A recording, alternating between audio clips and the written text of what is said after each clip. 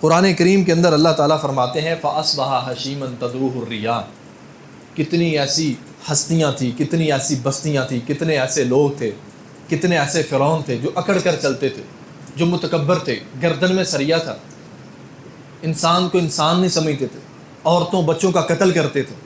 فَأَصْبَحَ حَشِيمًا، اللہ فرماتے ہیں ایک رات کا کام تھا، ہم نے چورا بنا دیا۔ فَأَصْبَحَ، صبح کی حالت میں کی، حشیمن، چورا بنے ہوئے، تذروہ الرِّيَاحُ، ان کو ہوائیں لے کر اڑ رہی تھی۔